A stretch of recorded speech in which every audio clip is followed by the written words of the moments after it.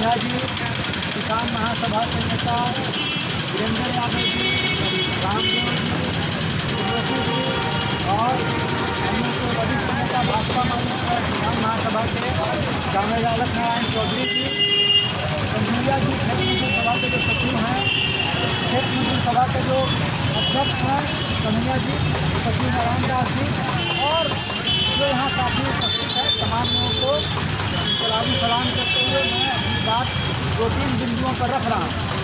दोस्तों, आपने जोगिया की घटना सुनी है, वो विस्तार से बात पता चली है और 17 तारीख को भाकपा माले की तरफ से वहाँ सभा है और वहाँ पार्टी के महासचिव दीपंकर भट्टाचार्य आने वाले हैं, इसकी सूचना प्राप्त है।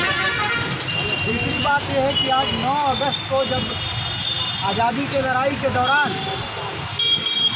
1942 में भारत छोड़ो आंदोलन का जो आगाज़ किया गया, आज किसानों ने, देश भर के किसानों ने कहा है कि ये मोदी सरकार भी अंग्रेज़ों की सरकार की तरह है, क्योंकि ये अमेरिकी साम्राज्यवाद के साथ पैक्ट करके किसान विरोधी कानून किया है। इसलिए इस मोदी सरकार को भी भारत छोड़ना होगा।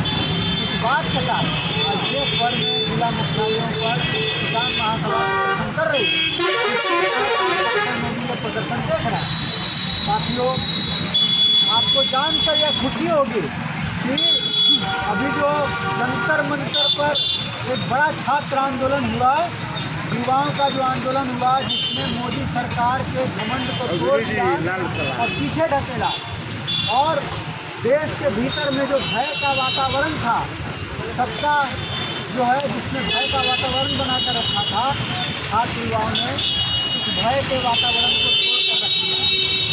इस छात्र नौजवानों के नेताओं के इंटरव्यू में उन्होंने स्वीकार किया, कामिल नेहा ने और साथ साथ अम्बेडकरवादी अभिजीत दीपके ने ये स्वीकार किया कि किसान महासभा ने और संयुक्त किसान आंदोलन ने सबसे पहली बार मोदी सरकार को घुटने के बल झुकाया था।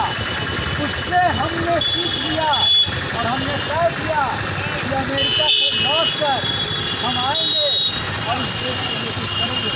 तो ये जो जंतर मंतर पर जो छात्र आंदोलन हुआ है, उसने उस किसान आंदोलन के कर्जे को स्वीकार किया, उसने नागरिकता के आंदोलन के कर्जे को स्वीकार किया और कहा कि उनसे प्रेरणा लेकर हम इस जंतर मंतर पर आ रहे हैं।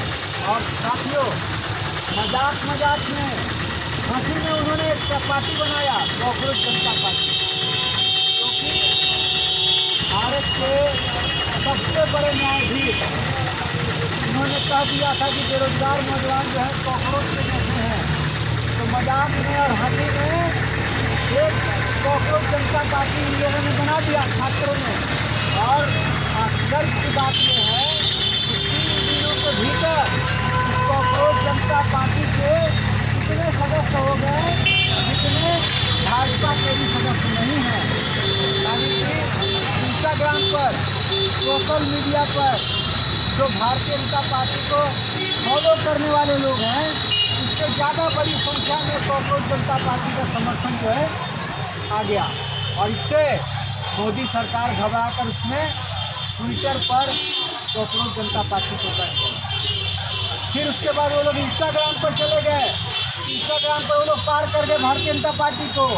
और तब जो है उस सरकार को लगा कि कुछ बात है। अब जब 6 जून को कॉकरोच जनता पार्टी ने कहा कि हम जंतर मंतर पर प्रदर्शन करने आएंगे, तो मोदी सरकार को मजबूरी में जंतर मंतर पर उनको आज्ञा देना पड़ा, लेकिन उनकी संख्या बहुत कम थी। तो पार्टी महासचिव, भाकपा माले के पार्टी महासचिव दीपंकर जी ने आयशा को, छात्र नौजवानों को कहा कि आप जो है वहाँ जाइए। और आयशा के लोग वहाँ पहुँचे और पूछे थे दीपंकर भट्टाचार्य भी इस आंदोलन में शामिल हुए, ताकि दीपंकर भट्टाचार्य किसान आंदोलन में, नागरिकता के आंदोलन में शामिल होते रहे। और पूरे सोशल मीडिया पर ये युद्ध छिड़ गया। कांग्रेस के लोग, सीपीएम के लोग ये कहने लगे कि दीपंकर भट्टाचार्य वहाँ क्यों चले गए, दीपंकर भट्टाचार्य वहाँ क्यों चले गए? लेकिन जब सोनम वांगचुक का एंट्री होता है, जो लद्दाख के बड़े सोशल एक्टिविस्ट हैं, साइंटिस्ट हैं, और उन्होंने घोषणा किया कि हम अनशन पर जाएंगे बिना किसी से बात किए हुए, तो हम लोग के पास कोई चारा नहीं रहा। और तब हम लोगों ने अपने छात्र नेताओं से बात की, और तब हमारे छात्र संगठन ऐसा के 6 लोग और इसके अलावा और भी छात्र, तमाम छात्र नौजवान जो है उन्होंने तय किया कि हम अनशन पर बैठेंगे, और लोग अनशन पर बैठे।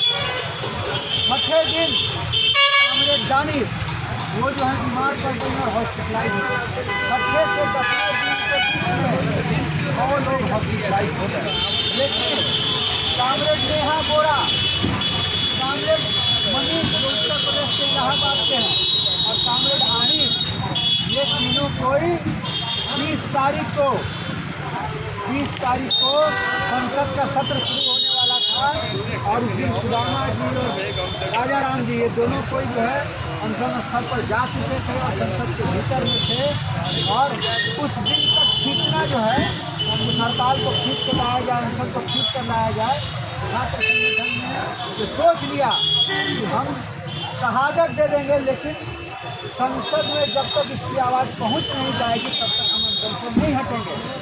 और उस दिन 23 दिन हो गया ना, उस दिन 23 दिन हो गया, और तब जाकर जब संसद के भीतर में ये आवाज़ उठी, और संसद के भीतर में उसी दिन कानून पास होने वाला था, वो लोग उस कानून को पास नहीं कर पाए, और अंततः जो है संसद डिसॉल्व हो गया, और उस दिन तक